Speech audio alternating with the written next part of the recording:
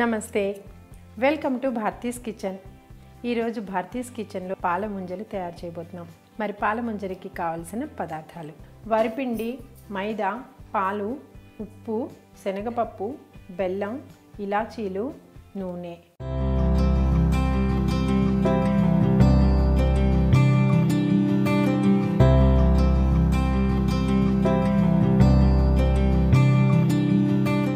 పాల ముంజలు మామూలుగా మనం ప్రసాదాలు, నైవేద్యాలు అనగానే పూర్ణం బూరెలు చేస్తూ ఉంటాము, లేదా మనం సజ్జప్పాలను చేస్తూ ఉంటాము. ఈరోజు మన కిచెన్లో పాల ముంజలు చేస్తున్నాం.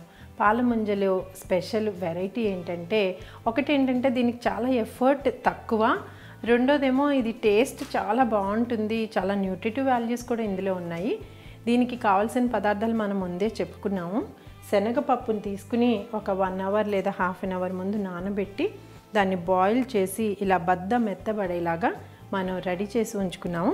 అదేవిధంగా బెల్లాన్ని కూడా చక్కగా చిన్న ముక్కలుగా తరిగి ఉంచుకున్నాము. ఇలాచి కూడా పౌడర్ చేసి రెడీగా ఉంది.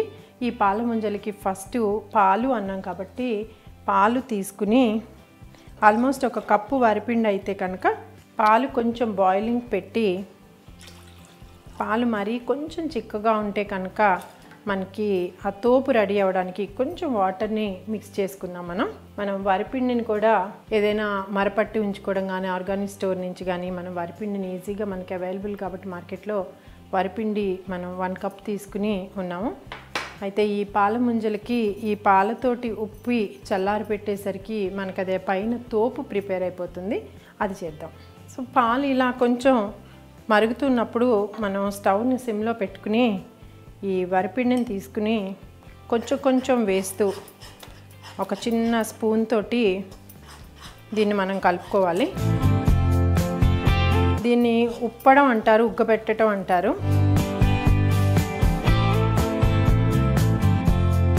వరిపిండి అంతా వేడివేడి పాలల్లో కలిపేలాగా కలుపుకుని ఇప్పుడు స్టవ్ ఆఫ్ చేసేసుకోవాలి.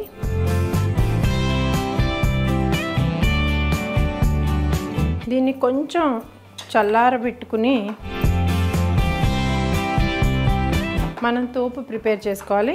ఈలోగా మనం పూర్ణం ఏదైతే శనగపప్పు మనం బాయిల్ చేసి ఉంచామో పూర్ణాన్ని ప్రిపేర్ చేసుకుందాం. సో మనం వరిపిండిని చక్కగా ఇలా ప్లేట్లోకి తీసుకుని చల్లారి పెట్టుకోవడానికి రెడీగా ఉంచాము. ఇది చల్లారుతూ ఉండేలోగా మనం పూర్ణాన్ని ప్రిపేర్ చేసుకుందాం. పూర్ణం అనగానే స్వీటు, అందులో ప్రసాదం అంటున్నాం కాబట్టి నేతిని జోడిస్తే దాని రుచి మరింత బాగుంటుంది. సో చక్కగా నెయ్యి వేసుకుని ఆ నేతిలో మనం తరిగి పెట్టుకున్న బెల్లం వేసుకోవాలి.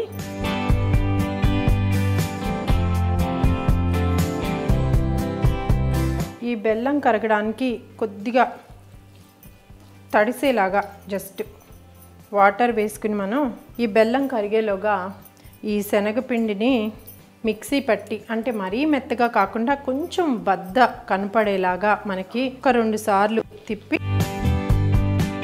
దీన్ని ఈ బెల్లంలో యాడ్ చేయాలి.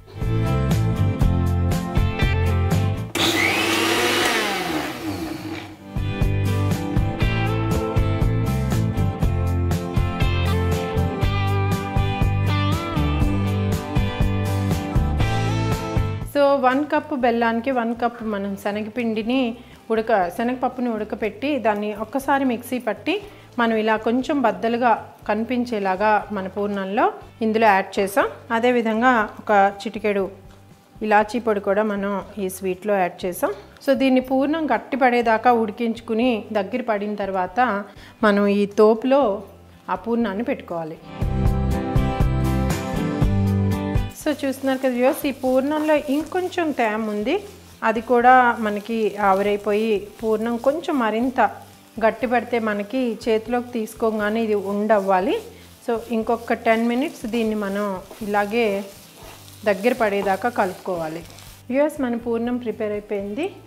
మనం దీంట్లో చివరిగా కూడా కొంచెం నేతిని జోడించి స్టవ్ ఆఫ్ చేసుకుని దీన్ని ఈ విధంగానే చల్లారనిద్దాం. సో వ్యూవర్స్, మన పూర్ణం చల్లారింది. వీటిని చక్కగా చిన్న సైజులో రౌండ్గా ఉండలుగా చేసి పెట్టుకున్నాం.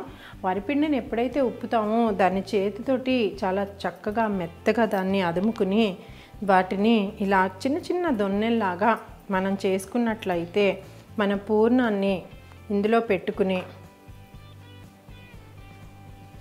దీన్ని ఇలా క్లోజ్ చేసేసుకోవాలి.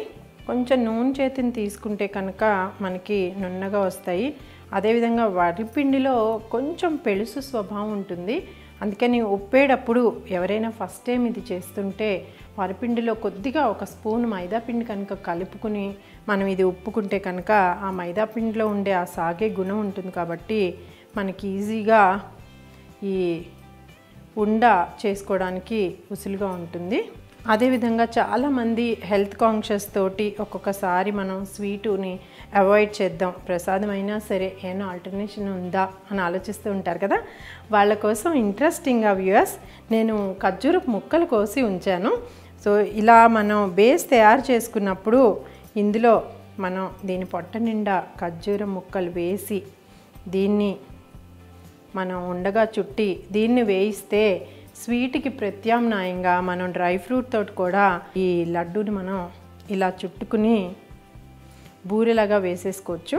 సో ఈ విధంగా మనం ఈ పాల ముంజలు రెడీగా ఉన్నాయి. మనకి ఆయిల్ కూడా వేడైంది. సో ఒక్కొక్కటిగా మనం ఆయిల్లో వేసి డీప్ ఫ్రై చేసేద్దాం.